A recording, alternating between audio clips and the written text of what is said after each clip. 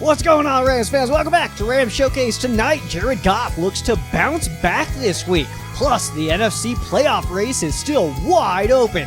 And later, the Rams look to add to a strong streak. We preview Rams at Cardinals next on Rams Showcase. Welcome to Rams Showcase on Sports 4 Radio. What's going on, Rams fans, and welcome back to Rams Showcase right here on Sports 4 Radio. I am your host, Joe Branham, but you can and should call me Sheriff Joe Bags, laying down the law for you guys tonight. We got a cool show. We got Rams at Cardinals this weekend, the first Rams versus Cardinals game of the 2020 season. 2000 and weird is getting crazier by the day, and we're in level 12 now of 2020. So best of luck to everybody. This is the final level. Fingers crossed. I'm hoping that calendar doesn't turn to 13 next month, because we need to get the heck up on out of this 2020 business, alright? So, yeah, we're going to be talking about Jared Goff a little bit. I do have some stuff that I don't necessarily feel like I need to address this, but I feel like it's something that if I didn't, I wouldn't be taken serious as a Rams show. So here we are, talking Jared Goff and his struggles. We'll, of course, get into the standings as well. The playoff race, super hot playoff race. Coming at us for the NFC, and obviously the Rams are a big part of that playoff race, bouncing back and forth, being a wild card team and being a division leader, so we'll see what happens. The good news is that if the season ended today, I realize that coming off of a loss, it's never good, especially when that loss is to the 49ers, especially when that means we've lost 4 straight games to the 49ers. No one is happy about it. Trust me, no one is happy about it. I realized I was a little confident last week. I'm just going to stop that comp. That's over, all right? We're done being confident right now until we see some good stuff again. Only in the Niners series, though, because outside of the Niners series, the Rams are doing fine, all right? So the world is not falling down, despite what you see on Facebook and Twitter from Rams fans. But then, of course, we'll talk about the playoff race. Right now, though, like I mentioned, the Rams actually play at the Giants. And if the Rams were in the lead for the division, would have to be playing the Tampa Bay Buccaneers again. Of course, the Rams did win that game, did defeat the Tampa Bay Buccaneers on Monday Night Football. It was awesome stuff. But you know what? Playing at the Giants, it's one of those things. Do you want to play at the Giants, or do you want to play at home against a team that's real? It's hard. Do you want to play on the road at an NFC East team or at home? It truly is a toss-up, in my opinion. I really do. I can't decide. And then, of course, we got Rams and Cardinals. We are talking about it a little bit later on at the back end of the show. We'll be talking about that. So let's go ahead and we need to talk about Jared Goff. All right, JG, Jared Goff, Goff my lawn. All right, this is becoming a little bit of an issue. Okay, and I can't deny it. I'm not going to sit here. I like Jared Goff. I wanted Jared Goff. I like that he's the Rams quarterback.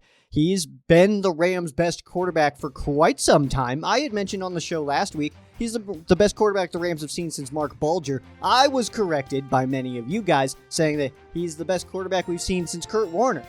And I can't deny that. I myself am more of on the Cardinal Kurt side. He's a Cardinal. I respect him for that, whatever. I respect what he did for the Rams, but he blatantly is a Cardinal. He loves the Cardinals with his whole heart, and he likes the Rams like 25% of the time. So, yeah, I respect what he did. But the thing is now is my problem. It's Cardinal Kurt now. But obviously, like 2001 and stuff like that, it was heck yeah, go Kurt. But now Jared Goff, he's been playing fine. This is the thing, is if you look at from when Sean McVay came in as the Rams head coach, Jared Goff has been playing fine. The thing is, for these last couple of games, Jared Goff has been pretty prone to turnovers. I did see this. It was in an article. No clue where it came from, so sorry to whoever wrote it. But what that article was basically saying was it was actually picking out what teams are doing to one thing. There's one thing. There's a lot of things that teams are doing, but this is one thing that teams are doing to kind of combat Jared Goff, and that is when you rush 4 and that person, one of the people, let's just use an example of just anybody, just one person maybe doesn't get through the line, instead of keep on pushing and keep on keeping on, just back up a little bit, because the Rams love those underneath routes. So the Kinlaw interception that ended up being a touchdown, a defensive touchdown for the 49ers start of the third quarter this last week. That's exactly what happened. He came in, got blocked because it was an awesome job by the Rams offensive line, and then basically all he did was back up. Cup was coming on an underneath route, would have been open if that guy did not back out, but instead hits him like right in the numbers. Touchdown 49ers. It was sad days. That's exactly what happened in the Miami Dolphins game when Jared Goff was spotting them some points in that one as well. So that is one thing that we're going to have to keep an eye on, but I'll be honest, guys. I'll be real with you guys. I never don't want to be real with you guys. I think that that's something that Sean McVay will see and adjust to. Will Jared Goff? I'm not sure. I don't know what goes on in his brain, but I do feel like we kind of have an understanding of what goes on in Sean McVay's brain, which is good things. Sean McVay is a very good coach. He's a very smart coach. I think this is something that he will adjust to. That's myself. That is my opinion. Of course, we'll see. Time will tell. Time is the ultimate storyteller, and we will see how that unfolds. But I like those odds. I like Sean McVay seeing that and adjusting. He did, which is I really am a fan of, I'll be honest. Because I've been harsh on, Jeff Fisher in the past of he blames the players, he doesn't blame himself. But Sean McVay's taken all the blame this entire time he's been the Rams coach. And this time, it wasn't that aggressive. Everybody's like, oh man, he called out Jared Goff. It wasn't that bad. He basically said our quarterback has to stop those turnovers. That cannot happen. That's just real things that should, to me, that's not even calling him out. That's just stating facts that we know. Jared Goff obviously has to stop those turnovers. These last couple weeks, it's been bad. Going back to the Miami game, it's been bad. He's got to do a better job at maintaining that. And I did see another article that said the Rams' loss was not on the turnovers. First of all, yes, the heck it was, okay? If you turn the ball over 3 times, it's on the turnovers, okay? I realize that the Rams only scored on 3 possessions and punted 7 times, but there was also 3 turnovers there. So those odds, not very nice, but you take away those turnovers and at least make them punts, you give our defense a chance. So yes, it's on the turnovers, and whoever wrote that article, I'm calling you out, man, okay? Because it's obviously on the turnovers, especially when one of those turnovers is returned for a touchdown, okay? In a pretty tight game. So I don't know how you could say it was not on the turnovers. So Sean McVay calling out Goff, I have no issues with this myself. Some people might, I don't. I like Jared Goff. I'm glad he's our quarterback. I didn't want Wentz. Still definitely don't. I realize that, I've seen that comment that, there's been Rams fans that are today, I would take Wentz right now. That's just an ignorant thing to say because he's playing way worse than Jared Goff. If you want to take some numbers here, just go. I'm not going to break it down because we don't necessarily need to go into all. I have it written down. I'm not going to go into all of it. Carson Wentz isn't playing good football either. Okay, so. I think Jared Goff is the better option, especially for this Rams team and this Rams offense under Sean McVay. I think Jared Goff is absolutely the right call. But now there's word coming out that John Wolford is turning heads in practice. Don't buy any of that, first of all. Sell all of that stock, all right? John Wolford, we kind of know who he is. He played for the Arizona Hotshots in the AAF, which is a league I dearly miss. Not the XFL. I don't really care about that so much, but the AAF I felt was close to my heart and go Fleet, But either way, John Wolford played for the Hotshots there, played well. And I'm not trying to dog on John Wolford, but to think that he's even in the same bracket of Jared Goff is just not that's just not football IQ. It's just not. Okay, so Jared Goff is blatantly much better than John Wolford. Confidence low or not. And I think that if you took Jared Goff and put him on the bench in favor of John Wolford, you crush every single ounce of confidence that Jared Goff could potentially have right now in his body. All right. So I definitely don't agree with any of that stuff. But Jared Goff, obviously we got some issues here. But like I said, if Jared Goff was to be benched, it's not going to be good for anybody. And then trying to bring him back in, that would be bad news as well. So that's really where we're at. Is Jared Goff going to bounce back this week? I hope so. But I guess my whole wrap up of all this. All right, let's rein this all in. My whole wrap up here is the fans saying Jared Goff, he needs to turn it around. Or else what? What are you gonna do? Just stop watching the games? We don't care. The people who are gonna be watching the games don't care if you just decide to stop watching it. There's people boycotting the NFL who feel the need to tell all of us that all the time, and none of us care. So if you just want to join that group, that's cool. It's just for a different thing. That's fine. But that's really my big question is, yeah, Jared Goff, he absolutely should. He should turn it around. It would be really cool if he could stop the turnovers and win some football games and throw some sick touchdown passes deep to Robert Woods and Josh Reynolds and Cooper Kupp and Van Jefferson and company. That would be awesome. If he doesn't, what are you going to do? Like that's really the question. What are you, as a fan, going to do if Jared Goff doesn't turn it around? Because I know myself, and maybe I'm only speaking for myself, and that's totally fine with me if I am. But if the Rams, if Jared Goff throws 18 interceptions a game and the Rams go 0-16 every single year, I'm still going to be here watching games and rocking on my gear, doing Rams Showcase, putting on the game, clapping loudly, all that good stuff. I'm still going to do that. Will you? I don't know. That's not really any of my business. But to say that you're just like, to like call out Jared Goff as a fan and be like, hey, he needs to turn this crap around. Yeah, I get it. And we're all passionate. Blatantly, I'm passionate too. That's why we're even here. Okay. But what is the end game there? I just don't get it. That's my problem now. That's where we're at. Jared Goff, yeah, I would love if he played a lot better this week. And I think he will. I think truly that Robert Saleh absolutely he does something to Jared Goff that I don't necessarily understand. I'm not a coach. I'm not that in depth into that side of the football game. I'm more into the speaking and watching and giving statistics and that good stuff. Robert Saleh, he's doing something that's really good against Jared Goff. The 2 games against the 49ers did not look good for us. Did not look good for the Rams. That's not necessarily indicative of this team, though, because last week we came off of a win against the Seattle Seahawks and a win against the Tampa Bay Buccaneers, and all of a sudden every Rams fan's talking Super Bowl. We have one game that it doesn't go our way, and now season's over. It's done. Throw it away. We don't need 2020 anymore. Let's just wrap it up. Fire McVay, get rid of Goff, start Wolford, who's a free agent. Can Blake Bortles, Blake Bortles couldn't play for the Broncos because he didn't wear a mask, but can we sign him? What's Kaepernick doing? I did see that comment. I don't know. Anyway, but that's where we're at right now. If you guys want to hate on Jared Goff, that's totally cool. That's your business. But the ones that are supportive here, we're sick of hearing it, okay? Yeah, we all want Jared Goff to play better. Even the people who are more optimistic, like myself. We all want him to play better, okay? So, join the club is really what I'm saying. All right, I spent a lot more time on that than I wanted to.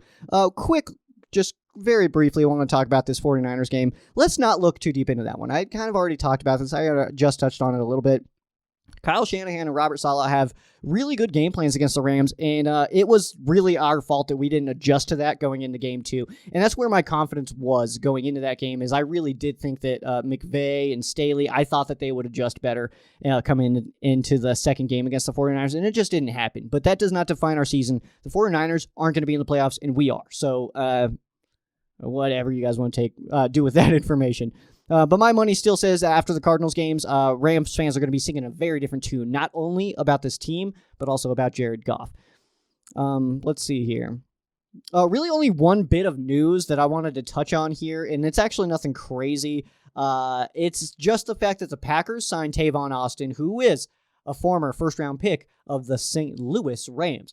Of course, I was a huge Tavon guy. Swish, I'm ballin', all that good stuff. You know, all that. I've got a Tavon Austin jersey in my closet right here. I was a big fan. I like Tavon. I have no beef with Tavon. I didn't like that he was a Cowboy, but hey, he's got to get paid. You know what I mean? So, Tavon, he's going to the Packers. He's going to play with LaFleur.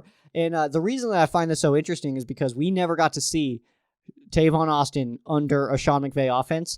And it's not the same thing, obviously. We all know that. But I think it's going to be really cool to see Tavon Austin in an offense that's off the branch of the McVay offense. And I'm just excited to see that. But Tavon Austin is a Green Bay Packer.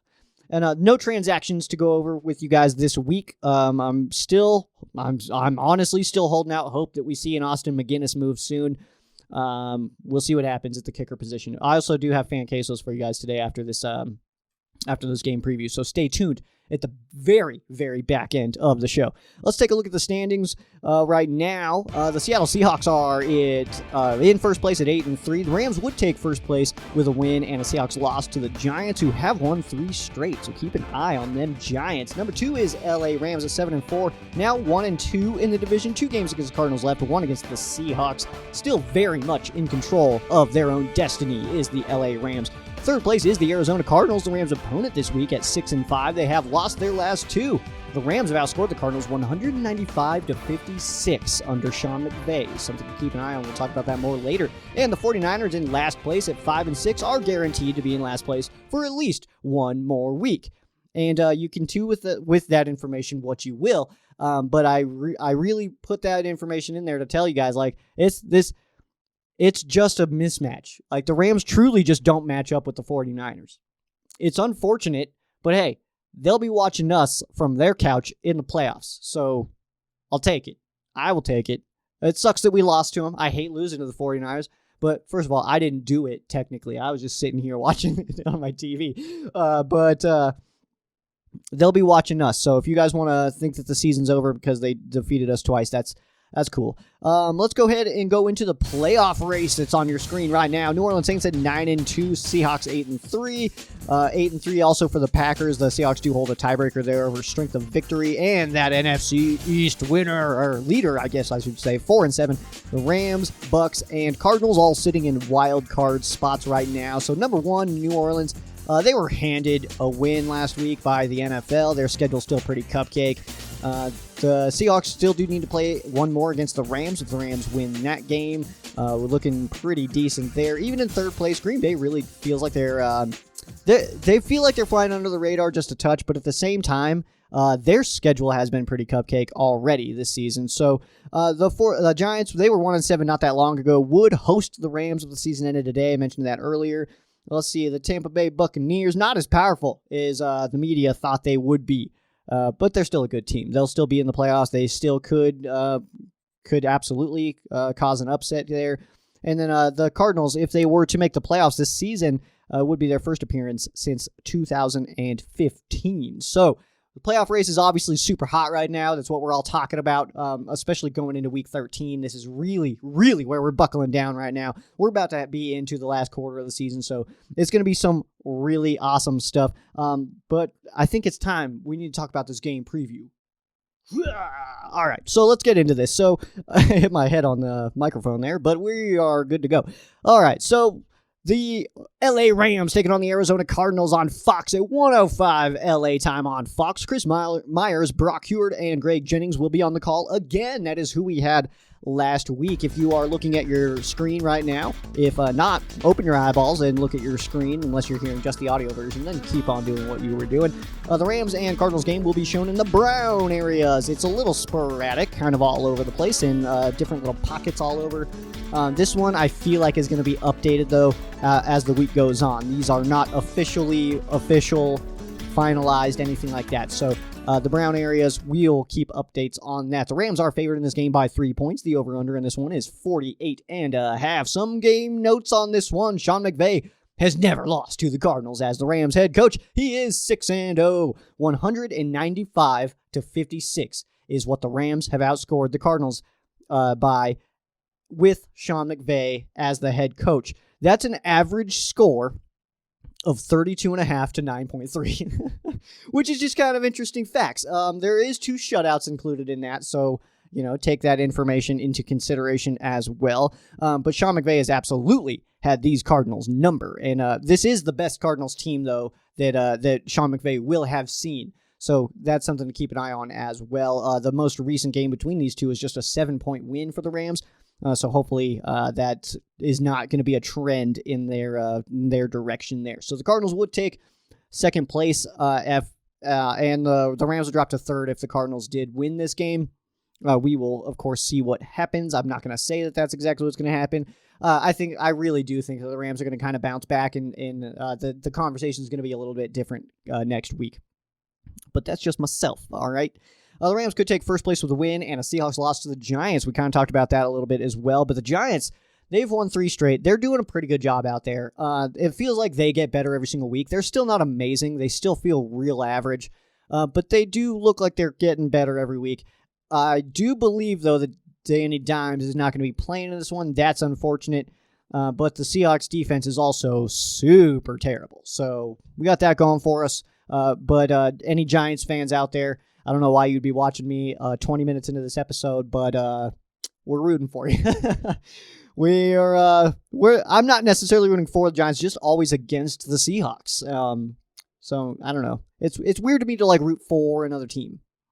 I have a weird time with that. Do whatever you need to do, but I have a weird time with that. Rams are 3-3 on the road, and the Cardinals are 3-2 at home this season. Let's take a look at the matchup. First, Rams on offense. So this is a pretty solid matchup here. The Rams offense obviously took a little bit of a step back last week. They ranked 9th in passing, now 11th, as you see on your screen. The Rams definitely have the advantage on the ground game. Should be able to have a decent day on the ground with that 3-headed monster, the Run DMC. I'll let it happen. I realize I openly criticized that nickname, but I'll let it happen. But I think this is a pretty solid matchup. The Cardinals defense is their weak spot of their team, and the Rams offense is technically the weak spot, ranked 7th in the league, just under 400 yards a game total offense. So looking good still, but not as good as maybe people would have expected them to coming into the season when you have that many weapons and Sean McVay. You can say it's Todd Gurley. I don't think so. I did see that comment earlier this week from somebody who is not a Rams fan. I just don't buy it. I don't think that Todd Gurley was that much of an impact last year, really. So the best matchup in this one, I'm going to go with Jared Goff and the Rams wide receivers against that Cardinals secondary. Patrick Peterson, Budda Baker, and Dre Kirkpatrick. They could absolutely give Goff fits if that turnover trend, his turnover proneness keeps continuing. So we'll keep an eye on that, of course. But I think this is a very good secondary, and the Rams wide receivers need to help Jared Goff by just creating separation.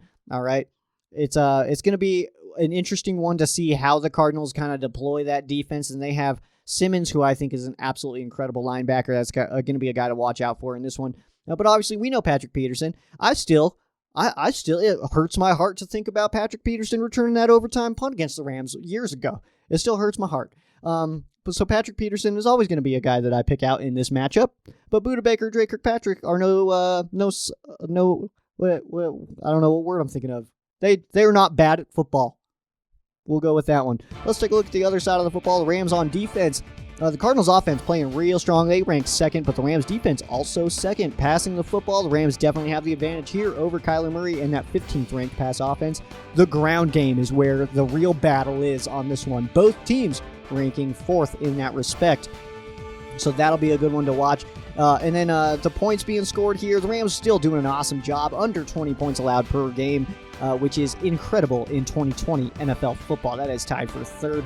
You can see that the Cardinals there putting up 27.6. The best matchup on this one, I'm going to say it's the Rams defensive line versus Kyler Murray. Last year, the Rams did a great job of shutting down the Cardinals, but they are clearly a lot better squad than they were last year. Rattling the run quarterback starts with Aaron Donald. The Rams have the speed and the players to stop mobile quarterbacks, but Cliff might have a few more tricks up his sleeve this year than when the Rams swept the Cardinals just a year ago. The history of this matchup, pretty brief history. I don't need to go into it. We talk about division history quite often. But the Rams do lead the all-time series in this one, 43-38-2. The Rams have won the last 6. All of those being under McVay. We'd already talked about that, though. I think that's 3 times. 3 times now. But you know what? It's good to go. Let's take a look at some fan quesos here. I did get a decent amount in, which I am all for. I love it. This is something that it kind of fell off, I guess, a little bit. The fan quesos did. I'm gonna have to check a message here. But the best any way to get them to me is fine. I'll find them. Just you can comment them below. If you're watching on YouTube, definitely do that. I do check those comments. Last week, I was having some weird problems with my phone, was not able to respond to people. So this week, I will be able to respond to people. My phone's good to go. All right. So let's see. Jason wants to know. We'll start with you, Jason. If you had to upgrade one position on the team besides kicker, what would it be? Good call on the besides kicker, because that's blatantly what I was going to say. All right, blatantly what I was going to say. If I had to upgrade one position on this team, I would say middle linebacker. I think I think he's getting better every single week. But obviously with him being down, I don't know if he's going to be in this one. I'm recording too early to see injury reports, so I do apologize about that. But I would say inside linebacker. I like Kenny Young, but I like him as a rotational guy. I like Micah Kaiser, but he's not that star yet. So that's what I would say. I would say inside linebacker. I like our offensive line. I like our running backs. I like our wide receivers. I like our tight ends. I like our quarterback. Despite what how everybody is feeling right now, I still think I think he's just going through a little bit of a rough patch. It all happened. It happens to everybody, okay? You've never just woken up and had just like a rough couple of weeks. Come on now, guys.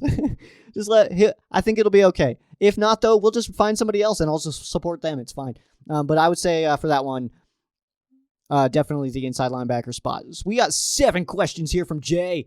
And I don't want to like skimp on your questions here or anything, dude, but I'm gonna go a little fast, okay? And that's only because I don't really have a time limit. I can do whatever I want. I'm the only person at Rams Showcase besides Reggie and Mike, of course.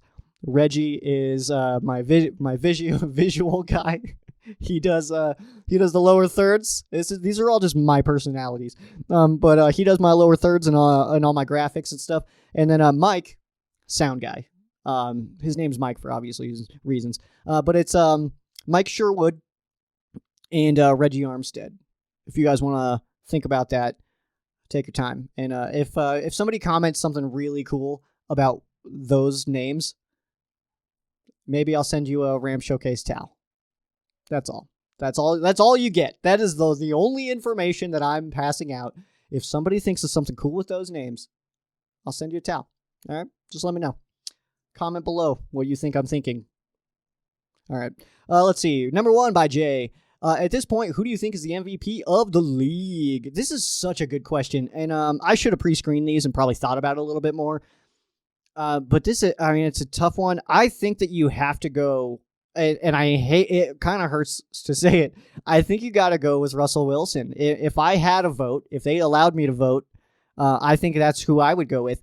Because you take Russell Wilson out of the Seahawks, and I think that they're like a 2-win team.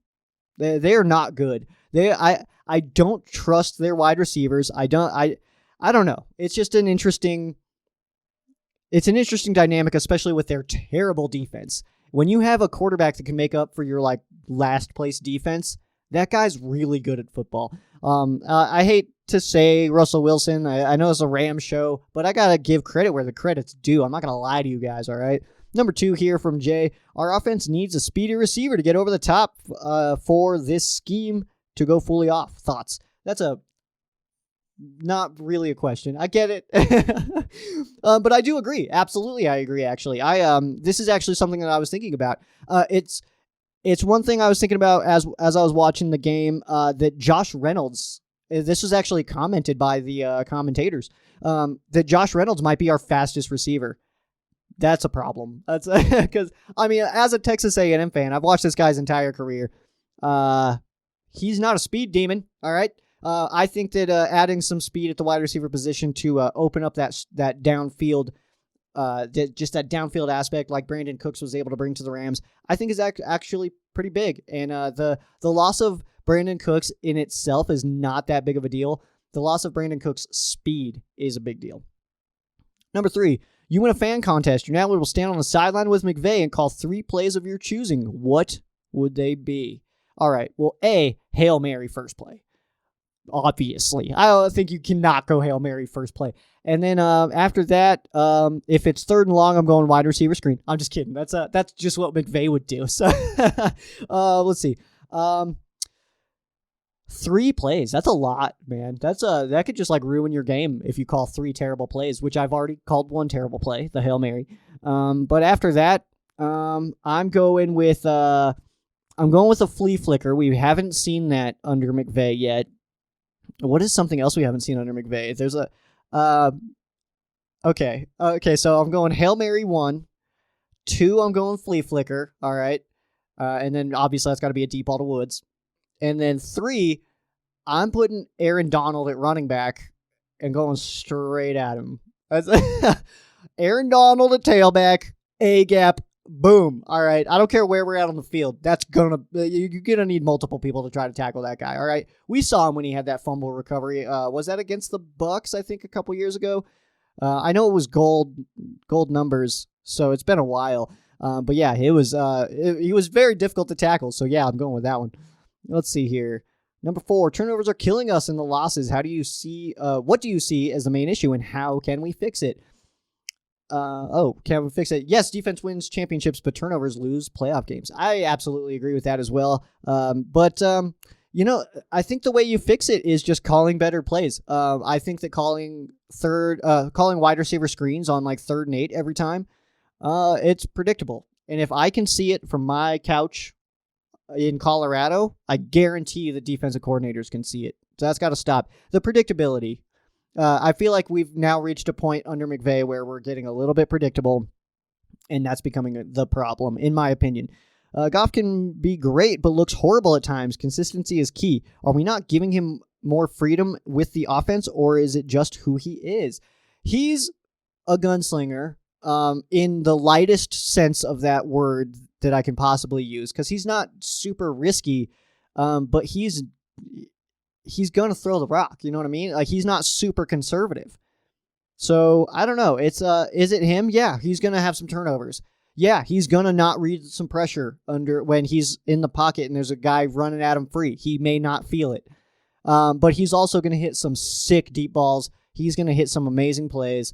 I don't know. You got to take the good with the bad. And not every single play is going to be amazing. And for every time Jared Goff throws an interception, if you just want him to be gone, then I don't know what to tell you. You're never going to be happy. If every time Jared Goff turns the ball over, you hate him and want him gone, you will never be happy. It's not possible to have a guy that does not turn the ball over ever. Okay? Even Patrick Mahomes turns the ball over, all right? So I don't know. Jared Goff is not able to please Rams fans, not all of them. And I think that myself, who's a Goff supporter, and Jared Goff himself just has to accept that no matter what he does, I talked about this last week a little bit. No matter what he does, no matter how many times he turns the ball over, but no matter how many times he scores touchdowns, he cannot make Rams fans happy. It's not possible. It's just not. Especially coming off of a game like this. Of course, I was frustrated too. I was sitting there like, come on, Jared, get it together.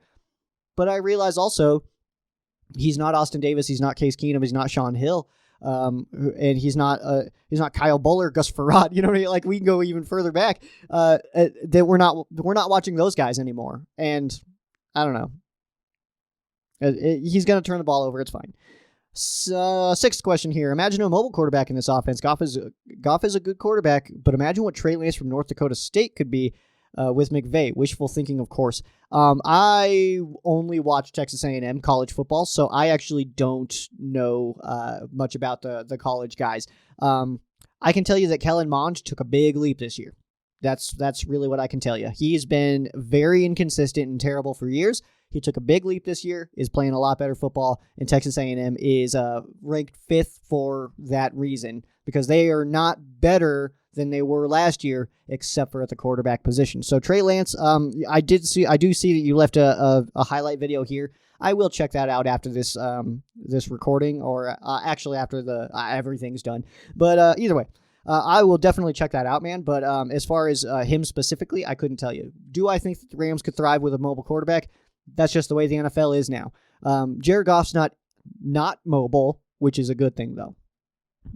So he can move around enough. He's just got to be able to feel the pressure better, and then I think he would be fine. Number 7, kicker seems to be resolved for now. Disagree. I still miss Jeezy. Thoughts on our new kickers' performances so far? Trash, dude. Our kickers have been awful, and I'm not happy about it still. I'm not happy, and I don't think that Matt Gay is doing awesome. I realize that he did fine against the 49ers, and maybe I'm just a little scared still. He did have that miss against Tampa Bay.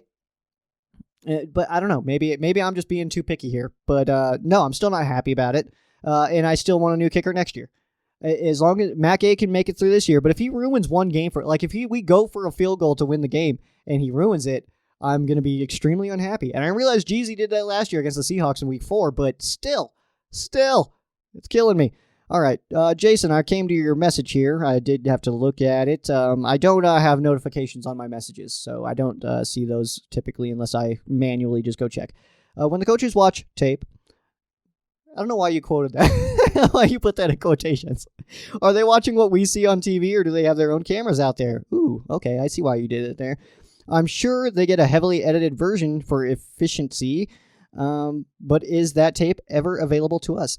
It is available in certain regards. I don't know if you guys watch the QB School, that YouTube channel. I plug it randomly. JT O'Sullivan has a YouTube channel. He breaks stuff down as far as quarterbacks and stuff. He's got access. I don't know where he gets it of like actual game tape. Because actually what happens, Jason, is it's not the game tape that we see on TV.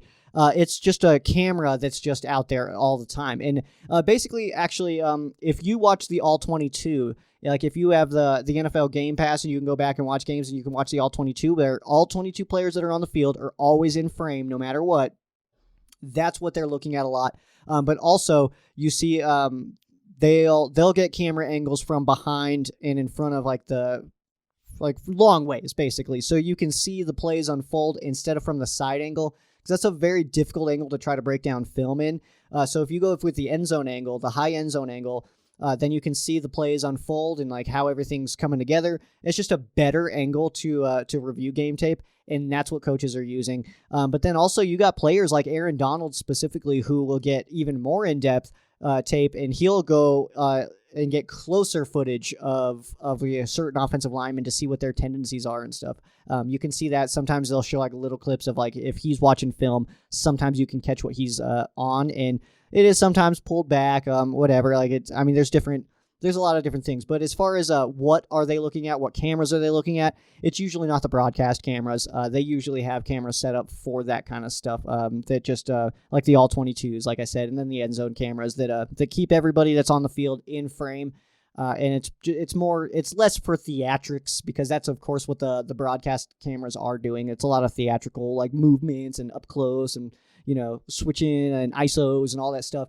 The game tape is not going to have all that. It's just going to be to break down the plays themselves. So awesome question. Now I realize why you put tape. So it was my bad. I was being a jerk there for a second, and I do apologize. That was my fault. So yeah. That's what we got for you guys today. We went a little over than I wanted to, but I think that was my fault talking about Jared Goff earlier. So feel free to disagree with me. Feel free to drop comments and let me know that you think I'm stupid. I'm totally fine with that. I can take it. We can also have a conversation. If you guys have questions about my thoughts on Jared Goff or anything like that, drop them. I will answer them. All right. I have no problems with that.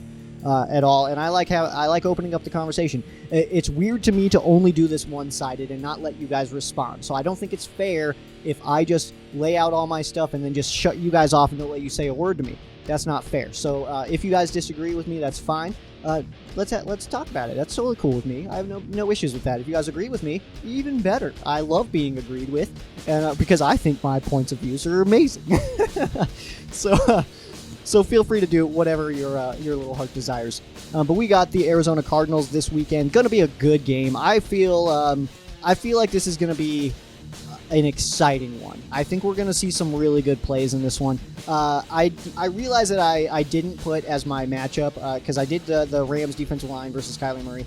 I realized I did it on purpose, okay? I didn't want to put Jalen Ramsey versus DeAndre Hopkins because that was too easy. We'll do that for the next one, though. We'll break down that matchup, but that is going to be very exciting. Another game of Jalen Ramsey where he's on a wide receiver that's going to be, a tough matchup. We missed it last week.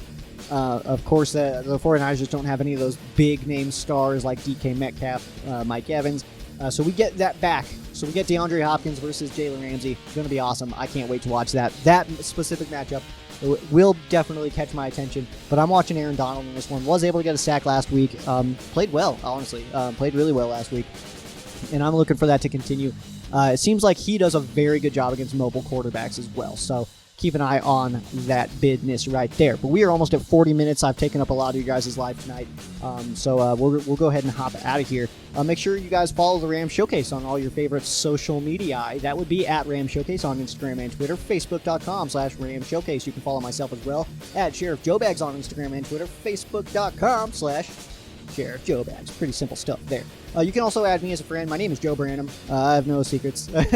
My page is public. Go ahead. If you guys don't even want to be my friend, go comment something. That's fine. Whatever you guys want to do. Pretty reachable, honestly. Do whatever you guys need to do. Have conversations with me. Let's talk about the Rams. I love it. That's why I talk for 40 minutes with like this many notes. That's all that's in here. That's not a lot. And I just ramble, I guess. That's like I'm doing right now. This is why my time keeps going up. What are you going to do about it? But yeah, that's going to do it for me. I am Sheriff Joe Bags. This has been Ram Showcase on Sports War Radio. For those of you who aren't Rams fans, our thoughts and prayers are with you. For those of you that are Rams fans, thank you guys so much for listening, and you guys have a great night.